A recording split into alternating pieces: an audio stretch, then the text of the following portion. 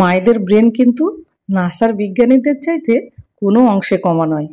রান্নাঘর নামক গবেষণা কেন্দ্রে চলে তার নিরন্তর প্রচেষ্টা।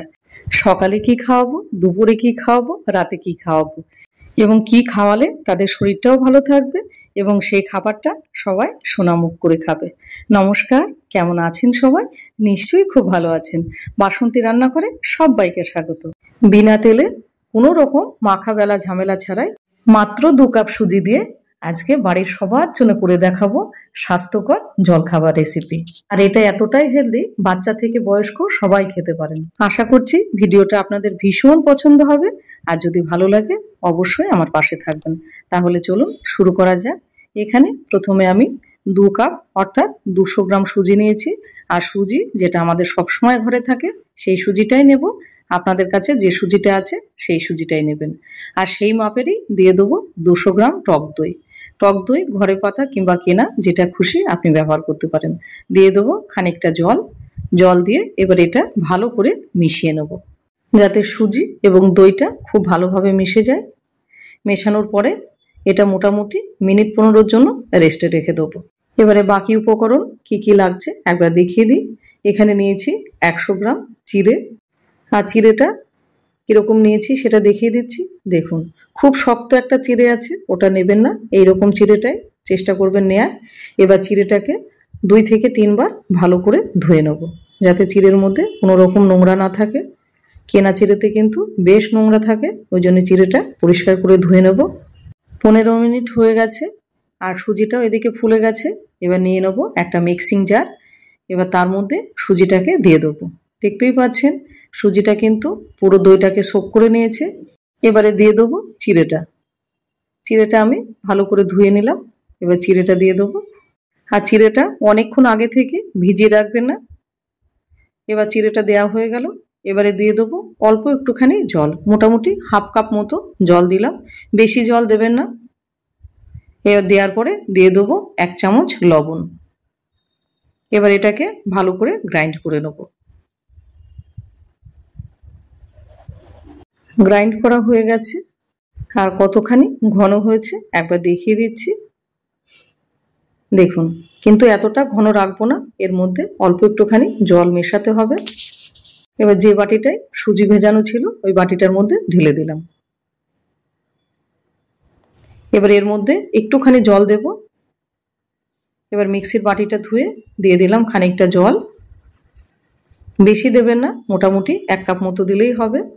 এবার দেওয়ার পরে ভালো করে এটাকে মিশিয়ে নিতে হবে। আর এই খাবারটি অনায়াস হয়ে আপনি বাচ্চাদের টিফিনেও দিতে পারেন। এবার মেশানো হয়ে গেছে। এবারে দিয়ে দেবো 1/4 চামচ বেকিং সোডা এবং হাফ চামচ বেকিং পাউডার। এবার এটাকে ভালোভাবে মিশিয়ে নেব। আবার ভালোভাবে মেশানো হয়ে গেছে। এবার সবশেষে দিয়ে দেবো মোটামুটি 1 চামচ মতো লেবুর রস। সামান্য একটুখানি লেবুর ফালি এখানে কেটে রস করে দিয়ে দিলাম। দেওয়ার পরে এবার এটাকে ভালোভাবে মিশিয়ে নেব।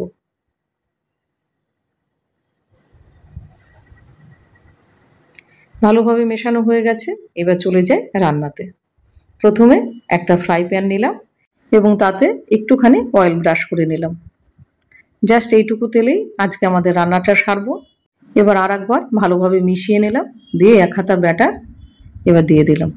2 ধরনের করে দেখাবো, একটা ঢেকে দেখাবো আর একটা ঢাকা ছাড়াই দেখাবো। এবার হালকা হাতে একটুখানি স্প্রেড করে দেব। দেওয়ার পরে এটা মোটামুটি লো টু মিডিয়াম ফ্লেমে 3 থেকে 4 মিনিটের জন্য এটা ঢাকা দেবো। ব্যাস ওইটুকুই। 4 মিনিট পর ফিরে আসলাম। আর একটা মোটামুটি ওই 4 থেকে 5 মিনিটই লাগছে, তৈরি হয়ে গেল। এবার সেম প্রসেসে আবার একটা দিয়ে দেবো। এরকম হালকা হাতে একটুখানি স্প্রেড করে দেবো আর এটা ঢাকা ছাড়াই দেখাবো। যেটা আপনাদের সুবিধা মনে হয় আপনারা সেটাই করবেন, তবে ঢাকা দিলে একটু তাড়াতাড়ি হয়। আর এইভাবে একবার যদি ব্রেকফাস্ট বানানো শিখে যান তাহলে আপনার আর কোনোভাবেই কিন্তু বেলনা চাকতি ধরতে ইচ্ছা করবে না। এবার মোটামুটি এখানে 5 থেকে 6 মিনিট লাগলো, আর ঢাকা দিলে এটা আরও তাড়াতাড়ি হয়ে যাবে। এবার এইভাবে এক এক করে সবগুলো বানাতে থাকবো। ঠিক একই রকমভাবে 4 থেকে 5 মিনিট এটা লাগবে। দেখুন বসাচ্ছি আর এটা সঙ্গে সঙ্গে হয়ে যাচ্ছে। আর কারা কারা এইরকম তেল ছাড়া ব্রেকফাস্ট খেতে আপনারা পছন্দ করেন সেটা কিন্তু অবশ্যই জানাবেন। আর আমাদের তৈরি হয়ে গেল মাত্র 2 কাপ সুজি দিয়ে সবার জন্য দুর্দান্ত স্বাদের এবং স্বাস্থ্যকর জলখাবার রেসিপি। ভিডিওটা আপনাদের কেমন লাগলো? আশা করি ভীষণ পছন্দ হয়েছে। আর যদি ভালো লেগে থাকে অবশ্যই চ্যানেলটাকে সাবস্ক্রাইব করে আর হ্যাঁ, একটা লাইক শেয়ার কমেন্ট করতে ভুলবেন না, এত সুন্দর একটা চটজলদি রেসিপি শেয়ার করার জন্য।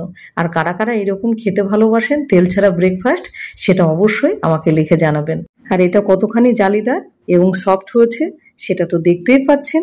আর এটা পরিবেশন করে দিন সুন্দর একটা চাটনি দিয়ে। আর যদি আপনারা চাটনি রেসিপি দেখতে চান তাহলে অবশ্যই সেটা আমাকে কমেন্টে লিখে জানাবেন। আর অবশ্যই চেষ্টা করব আপনাদের সেই অনুরোধ রাখার জন্য। আর এইরকম ভালো ভালো রান্না দেখতে গেলে অবশ্যই ভিজিট করতে হবে বাসন্তী রান্নাঘর। সেখানে কিন্তু নানান ধরনের এবং ভালো ভালো ব্রেকফাস্ট রেসিপি আছে। আর যারা আমার নতুন বন্ধু হয়েছেন কিংবা যারা আমার পুরানো বন্ধু আছেন সবাইকে আমার আন্তরিক ভালোবাসা এবং শুভেচ্ছা। তাহলে এটা টেস্ট করা যাক। ভালো থাকবেন, সুস্থ থাকবেন।